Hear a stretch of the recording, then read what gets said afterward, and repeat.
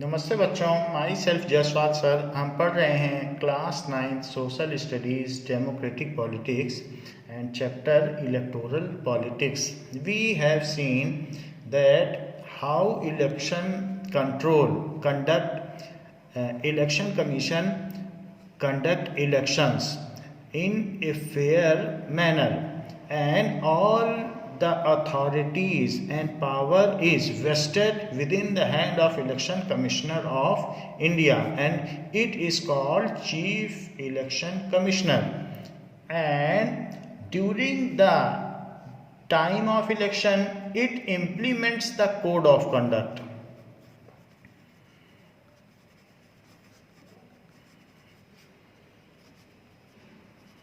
Time of election it implements, so ये लागू कर देता है the code of conduct. Code of conduct that is called चुनाव आचार संहिता।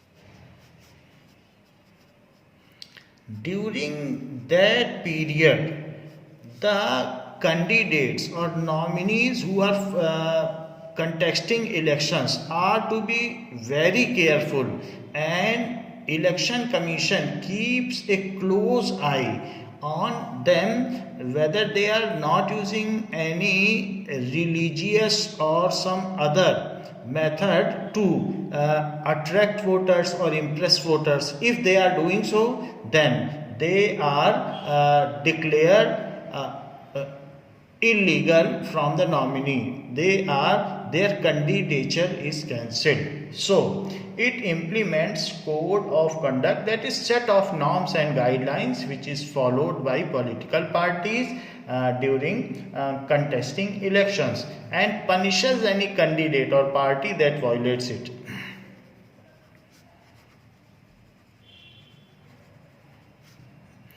Punishes any candidate or party that violates it. जो इसका उल्लंघन करती है उसको दंड मिलता है। In terms of monetary or some other things, it is punished. So let us see what are the different definitions regarding this. Constituency. So what is constituency? Voters in a geographical area who elect a representative to legislative body. Voters in a geographical area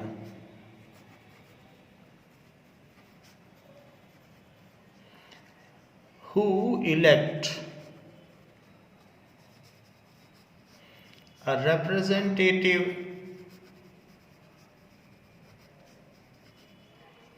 उनका जो प्रतिनिधि होता है जिसको वो चुनकर भेजते हैं, टू अ लेजिस्लेटिव बॉडी।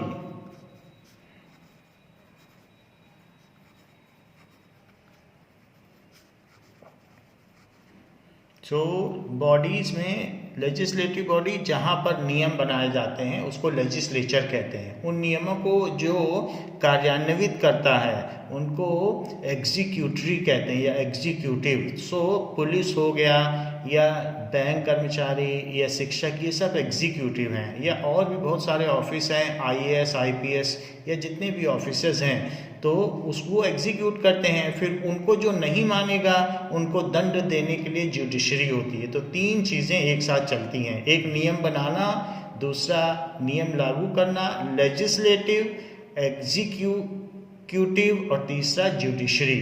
सो तीन चीज़ें होती हैं, विधायिका, कार्यपालिका, और तीसरी चीज़ होती है न्यायपालिका। लेजिस्लेटिव, एग्जीक्यूटिव एंड जुडिशरी, यही तीन सरकार के तीन विभाग हैं। So this is also called चुनाव क्षेत्र। चुनाव क्षेत्र, that is called constituency. Now Next is turnout. What does it mean by turnout? That is voting turnout. जितनी पोलिंग हुई है उसको turnout कहते हैं. The percentage of eligible voters who cast their votes in election. कई लोगों का नाम इलेक्टोरल रोल में होता है, लेकिन सारे लोग वोट डालने नहीं जाते हैं, किसी न किसी रीज़न से कुछ लोग नहीं जा पाते हैं. तो कितने % लोगों ने वोट डाला उसको कहते हैं turnout. The percentage of eligible voters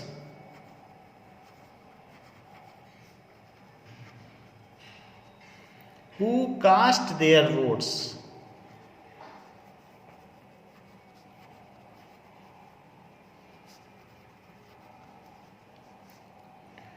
in an election. So that is called turnout. जैसे 60% turnout रहा means 60% of the voters list have casted their vote. 60 to 70, कहीं कहीं 98%, केरला में 98% भी हुआ है, ऐसे रहता है. What does it mean by incumbency factor? So incumbent, that is the current holder of political office is called incumbent. The current holder of political office. जैसे कि प्रधानमंत्री या बीजेपी इस समय रूलिंग पार्टी है तो उसको कहेंगे these are incumbent members. So that is incumbent का लिटरल मीनिंग होता है अपॉन विच वी रिलाई, जिस पे हम भरोसा करते हैं. तो जो भी अभी पॉलिटिकल बॉडी है उसको हमने चुन के भेजा है. So we are believing on that, trusting on it, that's why we have sent it as elected representative. So incumbent. कई बार इनकम्बेंट मेंबर अच्छा काम नहीं करते हैं तो उसको इनकम्बेंसी फैक्टर कहा जाता है और उसकी वजह से डिस्प्लीजर होता है पब्लिक का और वो उसको फिर हटा देती है और दूसरे को चुन लेती है. Now what is code of conduct? आचार संहिता क्या होती है?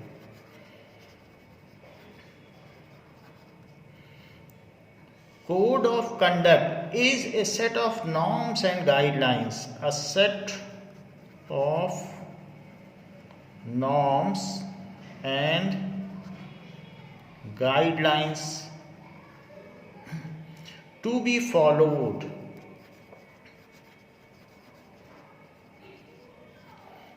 by political parties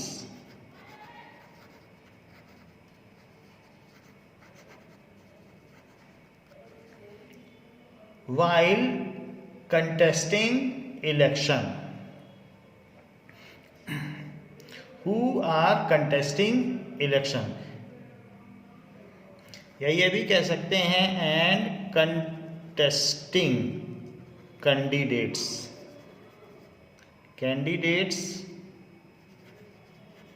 during election.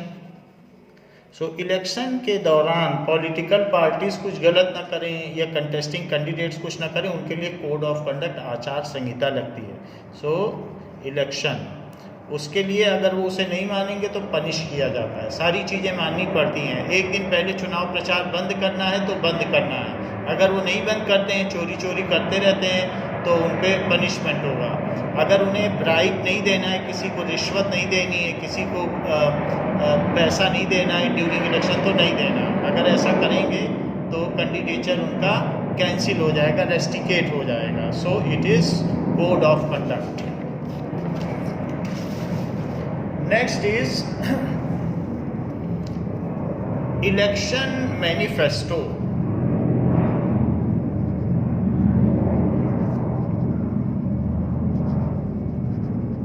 इसको कहते हैं चुनावी घोषणा पत्र.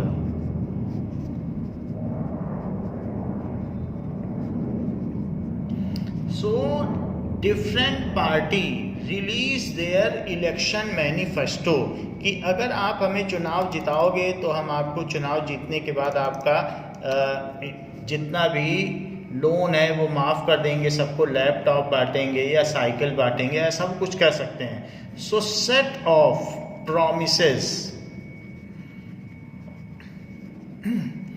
done by contesting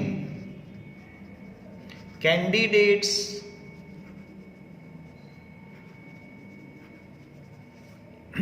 और रिलीज्ड बाई पार्टीज, पार्टी भी रिलीज कर सकती है ऐसा, रिलीज्ड बाई पार्टी कि हमारे कैंडिडेट को जिताओगे तो हम ये करेंगे. In order to impress voters,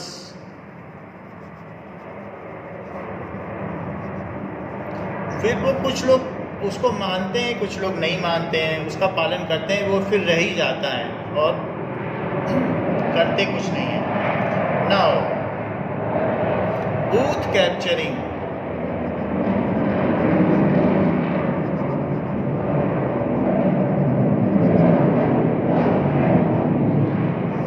कई बार पोलिंग बूथ पर लोग गन लेकर या लाठियां लेकर आ जाते हैं और किसी एक पार्टी को वोट डलवा देते हैं, तो उसको कहते हैं booth capturing. They hijack the polling booth and all administrative system को अपने अंडर में ले लेते हैं. सो सपोर्टर्स और हायर्ड मसल मैन, सपोर्टर्स और हायर्ड मसल मैन यानी गुंडे, सो ऑफ पार्टी और candidate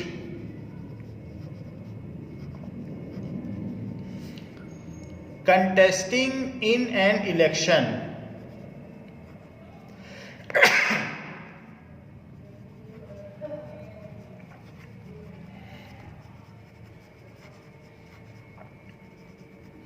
so contesting in an election वो क्या करेंगे, gain control over polling booth. सो gate control over polling booth. Polling booth पर वो कंट्रोल कर लेंगे. एंड उसके बाद and cast false vote by threatening everyone. And cast false vote, वो खुद ही वोट डाल देंगे. Votes by threatening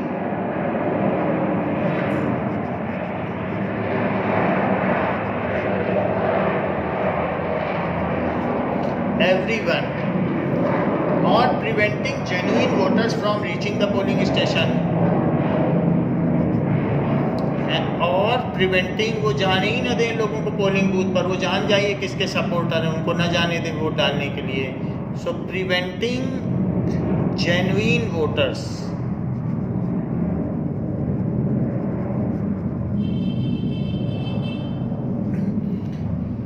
to from reaching polling booth. तो इस तरीके की चीज़ों को बूथ कैप्चरिंग कहते हैं.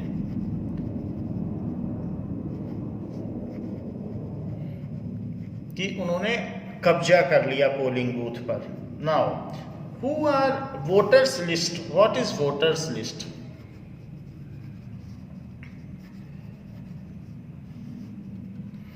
The list of those who are eligible to vote. This list is officially called electoral roll. The list of those in a constituency या in a polling booth. polling booth के हिसाब से होती है.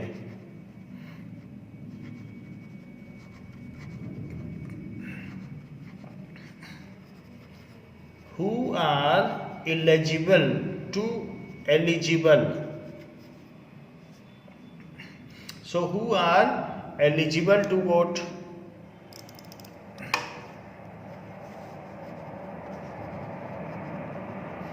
This list is officially called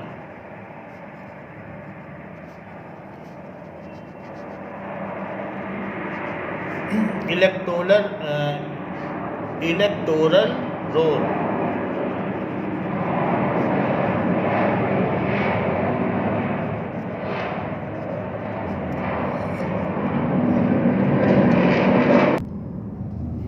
Now, level playing field.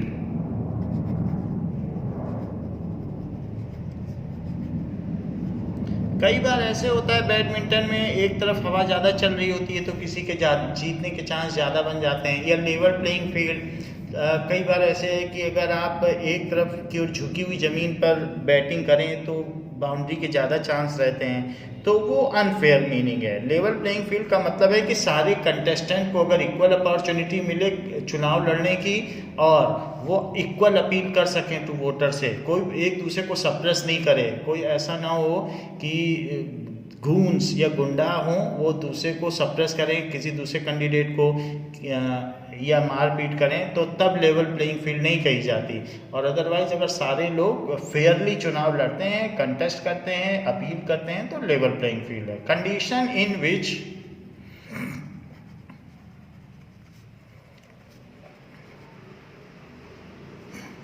all parties and candidates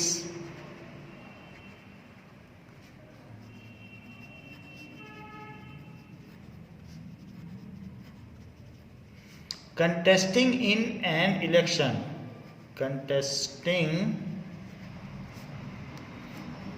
an election have equal opportunity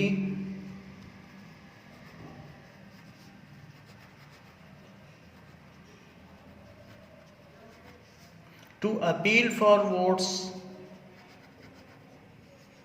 and to carry out election campaign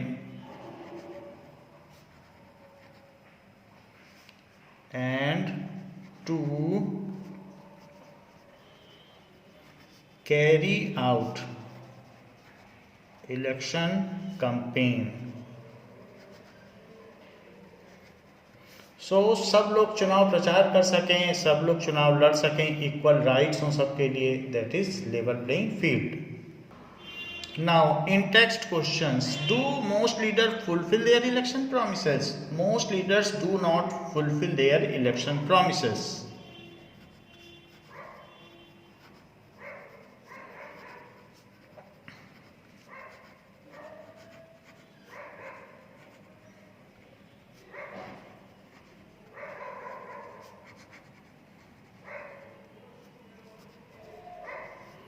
Actually, they forget all the promises that they make before elections.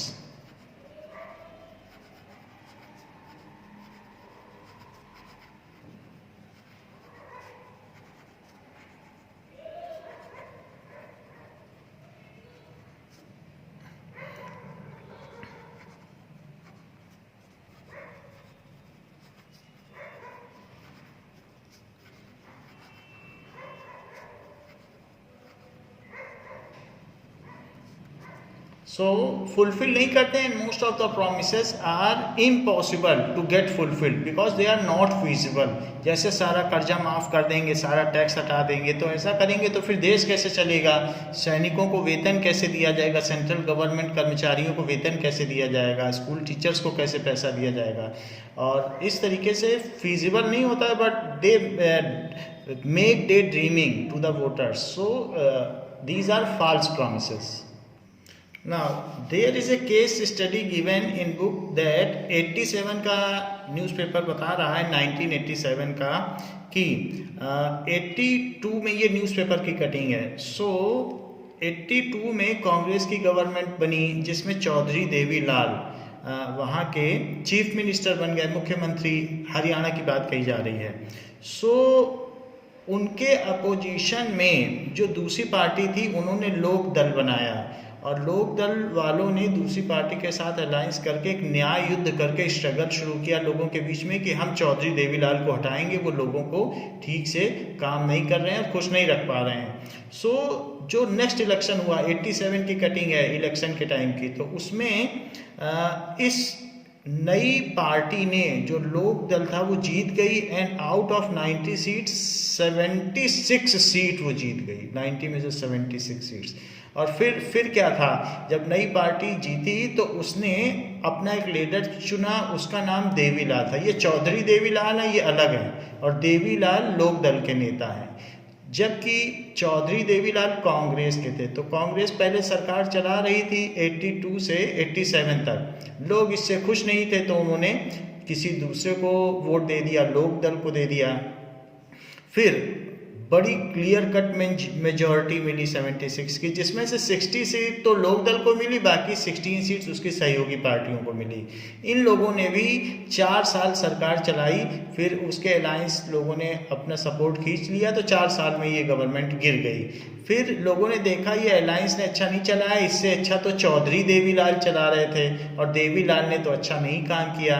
तो फिर से जब next election हुए, तो next election के बाद लोगों ने चौधरी देवीलाल को वोट दिया, जबकि देवीलाल ने लोगों के ऋण माफ, वेव ऑफ द लोन्स और सब कुछ किया, लेकिन लोग इनके काम से फिर भी खुश नहीं हुए। And the work of Chaudhary Devilal was logical, तो Congress again came to power in next election. तो हम ये देखते हैं कि the people have a right to whom they elect, and the people know very well to whom they should elect. So this is the case. On that basis one question is given, so we will see it. आपको ये बताना है कि question में जो statement दिया गया है वो राइट है या रॉन्ग है। जगदीप और नवप्रीत इस बात को डिस्कस कर रहे हैं। They read this story and drew the following conclusion. So what were the conclusions? Election can lead to changes in policy of government. क्या ये बात सही है कि जब गवर्नमेंट बदलती है तो पॉलिसी भी बदल सकती है? And it is in the hand of people, so this power is vested in the hand of people. They can change government as well as policy. So are they drawing this conclusion? Is it correct on behalf of the story? Yes, it is correct. अगर election होगा तो policy बदल सकती है, क्योंकि legislative body को ही लोग चुन रहे हैं। The government invited Devi Lal to become chief minister. अब पहले चौधरी देवीलाल थे, फिर देवीलाल चुने गए। तो क्या उन्होंने ऐसा इसलिए किया क्योंकि वो उनकी स्पीच से इम्प्रेस हो गए थे? गवर्नर कौन होता है? राज्यपाल। तो राज्यपाल, जैसे राष्ट्रपति देश का सबसे प्रथम व्यक्ति होता है, वैसे राज्यपाल किसी राज्य का, स्टेट का प्रथम व्यक्ति होता है, इसके बाद ही चीफ मिनिस्टर आता है। So it is elected by president only. Now तो उन्होंने देवीलाल को इसलिए चीफ मिनिस्टर बनाया because he was impressed with his speeches. It is wrong, क्योंकि जो मेजॉरिटी वाली पार्टी होती है, जिसके मेंबर सबसे ज़्यादा होते हैं, उसी को बुलाना पड़ता है, गवर्नर को इनवाइट करना पड़ता है कि गवर्नमेंट बनाएं और शपथ लें। सो ये जो सेकंड स्टेटमेंट है ये रॉन्ग है। नवदीप और जगदीप और नवप्रीत ने ये गलत कंक्लूजन लिया। People are happy with every ruling party and vote against it in the next election. यद्यपि पीपल खुश रहते हैं रूलिंग पार्टी से, फिर भी उसके अगेंस्ट में वोट करते हैं, ये रॉन्ग है। The party that wins the election forms government. तो क्या ये बात सही है? तो यस, जो पार्टी जीतेगी वही गवर्नमेंट बनाएगी, तो ये राइट है। The election led to a lot of economic development in Haryana. So election की वजह से क्या लॉट ऑफ इकोनॉमिक डेवलपमेंट हुए? यस, क्योंकि जो भी पार्टी आएगी वो लोगों को खुश करने की कोशिश ज़्यादा से ज़्यादा करेगी, और एक पार्टी रहेगी तो वो काम कर भी सकती, नहीं भी। तो इस तरीके से जो भी, जिसको भी चांस मिलता है वो ज़्यादा से ज़्यादा काम करेगी, इसीलिए हरियाणा बहुत तेज़ी से विकास की ओर बढ़ा। So it is right. So election should be conducted in A periodic time interval. The Congress chief minister need not have resigned after his party lost election. तो चौधरी देवीलाल को रेजिग्नेशन नहीं देना चाहिए था, यद्यपि उनकी पार्टी हार गई थी। तो क्या ये बात सही है? Wrong. When they lost election, then they have to respect public verdict. उन्हें जनादेश का सम्मान करना चाहिए, और जो नए देवीलाल बने हैं उनको कुर्सी सौंप देनी चाहिए. So it was wrong conclusion done by Jagdeep and Navpreet. Now next question, we have seen why democracy rule by public, that is rulers or representative who rule on behalf of public. So that is rule for public, rule by public and rule of public, उसी को democracy कहते हैं. And it can be a democratic country only through elections, because public have a chance to change their representative if they are not doing good. So in democracy elections are mandatory. But why do the rulers in non-democratic countries need to hold election? They are also holding elections, like in China they are holding elections, though there is a single party, communist party, then also they are holding election. In Russia there is a single party and there are many candidates within a party, for within whom public has to decide to whom they have to elect.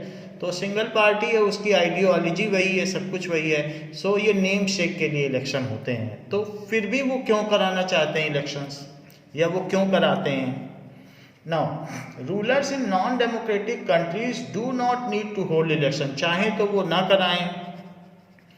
Rulers of non democratic countries, कहीं कहीं imperialism है, कहीं monarchy है, कहीं autocracy है. तो democracy need not to hold election. फिर वो क्यों कराते हैं? But they do so to convince their people that they are living in a democratic country. But they do so कि कहीं रिवोल्ट या एजिटेशन ना हो जाए. They do so to convince their people that they are living in democratic country.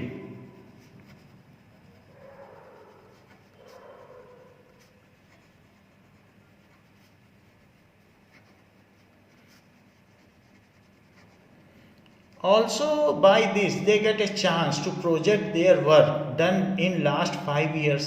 So whatever they have done for the betterment of people, or might they have not done the betterment, but they show that they have done better for people. So they communicate it at the time of election to people. Now question has been asked that elections are like exams where politician and party know if they have passed or failed, whether they have done better for people or they have not done. So if it is exam and they are examining, party लोग हैं, ये परीक्षा देने जा रही हैं, तो फिर एग्जामिनर कौन है? कौन इनकी परीक्षा ले रहा है? कौन इनको मार्क्स दे रहा है? कौन ये डिसाइड कर रहा है ये पास हुए हैं फेल हुए हैं? So common people are the examiners. हम लोग बताते हैं, अगर हम उन्हें जिता दें तो इसका मतलब वो पास हो गए. तो common people are the examiners.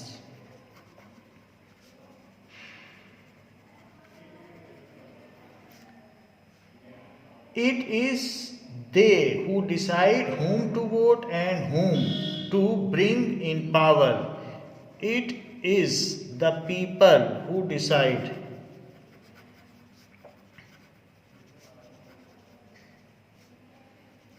whom to vote and whom to bring in power. Whom to bring, किसको फिर से शक्ति देनी है? Bring in power.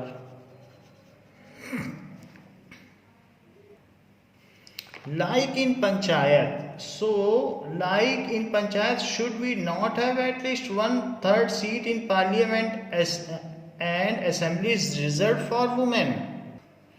जैसे पंचायत में 1/3 सीट्स पर फीमेल कंटेस्ट करती हैं, तो पार्लियामेंट और असेंबलीज में भी क्या ऐसा नहीं होना चाहिए? संसद में, जो देश की संसद है न्यू दिल्ली में, और अलग अलग राज्यों के कैपिटल्स में जो असेंबलीज हैं, विधानसभाएं हैं, तो क्या वहाँ पर भी 33% फीमेल नहीं होनी चाहिए? हम देखते हैं कि संसद में केवल 10% या उससे कम फीमेल हैं, और असेंबलीज में भी ज़्यादा फीमेल नहीं है, तो वहाँ भी 33% होनी चाहिए।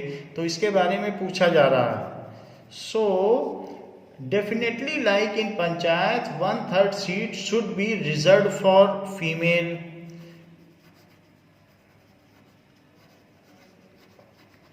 Like panchayats,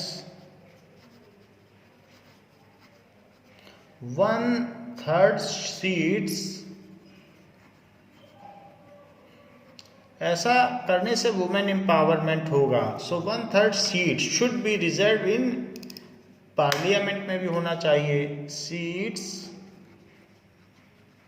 reserve in for women in parliament and assemblies.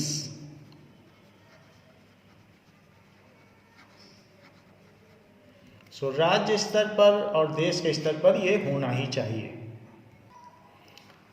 Why are the candidates required to give a detailed statements of their property?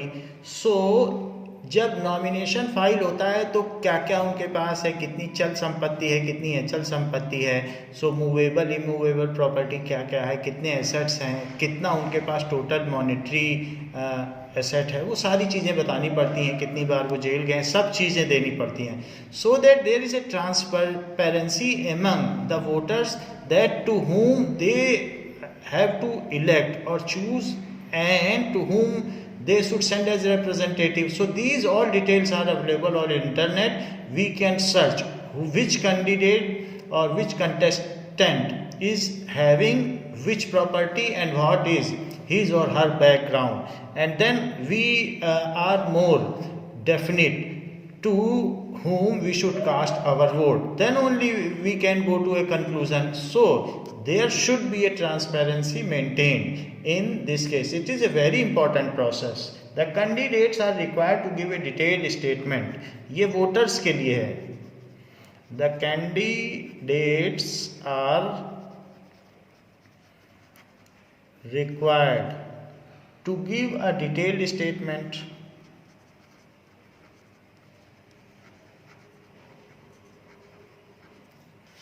किस चीज़ का detailed statement?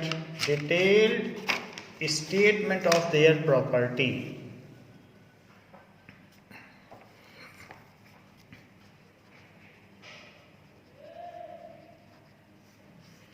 Of their property so that transparency is maintained. Transparency का मतलब पारदर्शिता बरती जा सके, transparency लोगों के बीच सही चीज पहुंचे, इज मेंटेन्ड। नहीं तो वो बोलते रहेंगे हम गरीबों के समर्थक हैं और खुद करोड़पति हैं, तो ये भी नहीं होना चाहिए। Nothing is kept hidden.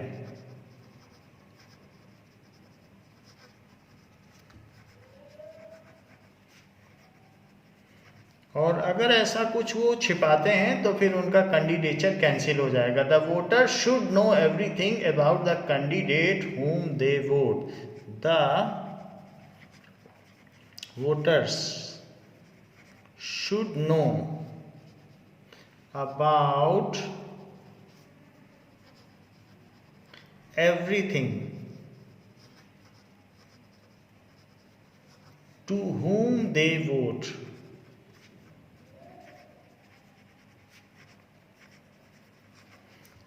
To whom they vote भी लिख सकते हो, या to whom they are going to vote, उनके बारे में सारी जानकारी तो होनी ही चाहिए।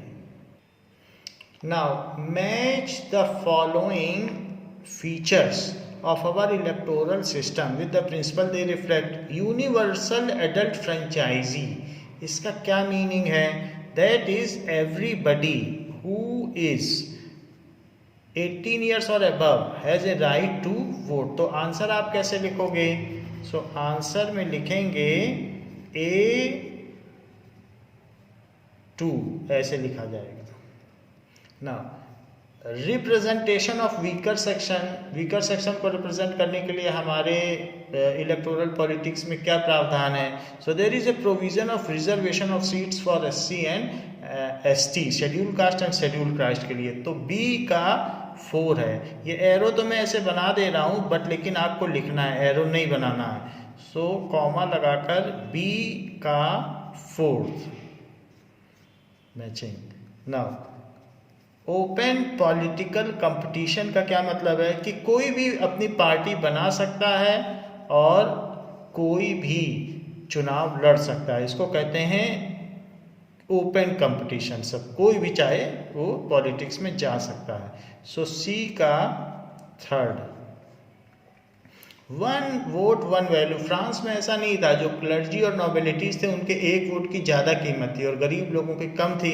लेकिन ट्रू डेमोक्रेसी में चाहे राज्यपाल हो, राष्ट्रपति हो या गरीब किसान हो, सबके एक वोट की एक ही कीमत होती है। दैट ईच कंस्टिट्यूएंसी हैज़ रफली सेम नंबर सेम पॉपुलेशन। तो इस तरीके से एक वोट की एक वैल्यू होती है प्रिंसिपली ऐसा करने के लिए। ये नहीं कि किसी कंस्टिट्यूएंसी में तो 20 करोड़ लोग हैं, उनका एक ही मेंबर पहुंचा, कहीं 10,000 है उनका भी एक पहुंच गया पार्लियामेंट में, ऐसा नहीं होता है। तो हर कंस्टिट्यूएंसी में आपने देखा कि यूपी की कंस्टिट्यूएंसीज कंजेस्टेड हैं, छोटी छोटी हैं क्योंकि वो पॉपुलेटेड है। So on the basis of population ऐसा किया जाता है कि इक्वल नंबर ऑफ पीपल के इक्वल नंबर ऑफ रिप्रेजेंटेटिव्स हों। सो डी का आंसर हुआ 1st। Why are the party agents are present in polling booth and the counting center? So polling booth पे इसलिए रहते हैं कि बूथ कैप्चरिंग ना हो जाए, कि कोई इलीगल वोट ना डाल दे। और काउंटिंग सेंटर में इसलिए रहते हैं कि क्या काउंटिंग प्रॉपरली हो रही है। So party agents are present in polling booth.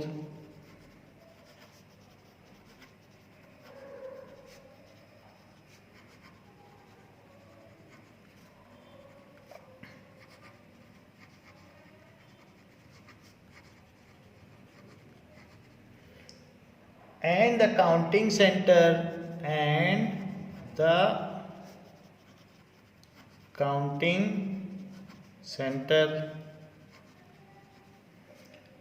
to ensure that the voting takes place in a fair way. To ensure that the voting takes place in a fair way. कोई माल functioning ना हो, कोई foul meaning ना use करे, कोई bribe दे 500-500 रुपये दे के vote न डलवा ले, ब्राइब ना हो। तो इन सब चीज़ों को देखने के लिए, अदरवाइज मसल मैन ना हो किसी के जो डरा कर वोट डलवा लें, ऐसा ना हो, इसलिए पार्टी मैन भी वहाँ रहते हैं। Now identify the practices that fair or unfair electoral practices among the following. A minister flags off a new train in his constituency a week before polling day. So चुनाव या vote जिस दिन cast होना है, एक हफ्ते पहले अगर वो न्यू ट्रेन चला देगा, तो इज इट फेयर और unfair? It is unfair, because in this way he want to impress the voters of his constituency within the span of 5 years. The major program was pending, but before a week of polling day he is doing so it is having a foul intention to do so. That's why it is unfair. कोई बड़ी योजना कार्यान्वित नहीं की जा सकती चुनाव के 6 महीने पहले तक, तो इसलिए इसे अनफेयर माना जाएगा। Now, a candidate promises that she will get new train for its constituency. So, any promise can be done. It is election manifesto, चुनावी घोषणा पत्र होता है। तो अगर ऐसा कोई करता है तो वो फेयर माना जाएगा, क्योंकि कोई भी तरीके का आप चुनावी वादा कर सकते हैं। Supporters of a candidate takes the voter to a temple and make them take an oath. उनको शपथ दिलाते हैं मंदिर में ले जा करके कि तुम मुझे ही वोट दोगे, ऐसी ईश्वर के सामने शपथ लो, that they will vote for him. ये करना गलत है, दैट इज अनफेयर। किसी भी रिलीजियस प्लेस का यूज़ नहीं किया जा सकता है during the time of election, क्योंकि हमारे कंट्री में माइनॉरिटीज़ भी रहते हैं, मेजॉरिटी भी, और गवर्नमेंट तो सबकी होती है। So anybody can not impress the voter by doing so. Now the supporters of a candidate distributes blanket in slum in return for promise of vote. तो ये भी करना गलत है कि झुग्गी झोपड़ी में पैसे या ब्लैंकेट बांटे जा रहे हैं। It is again unfair. So unfair. So these things are unfair. Why does the election commission have so much power? उसको इतनी शक्तियां क्यों है चुनाव आयोग को? क्या ये एक लोकतंत्र के लिए सही है? It enables the election commission to conduct free and fair elections.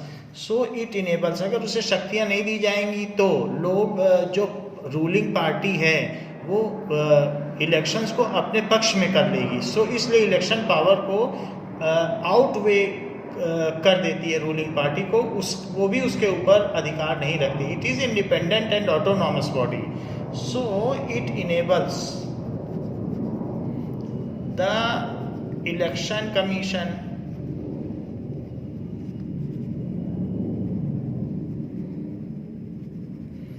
to conduct free and fair election, to conduct free and fair elections. This is only the ethics of democracy. ये डेमोक्रेसी की आत्मा को जीवित रखता है, conduct free and fair election। वरना वो जिसको मन जिता दे, रूलिंग पार्टी ही जीतती रहेगी इलेक्शन। सो यही इसका काम है, ये किसी के पक्ष या विपक्ष में नहीं होता। It is good for democracy, ये डेमोक्रेसी के लिए ठीक है। It is good for democracy. Why? Because in its absence the candidate can go to any extent, because in its absence, अगर ये निगरानी नहीं रखेगा, क्लोज ऑब्जर्वेशन नहीं रखेगा, इन या डिसिप्लिन नहीं रखेगा, और कोड ऑफ कंडक्ट चुनावी आचार संहिता नहीं रखेगा, तो क्या होगा? The candidates can go to any extent.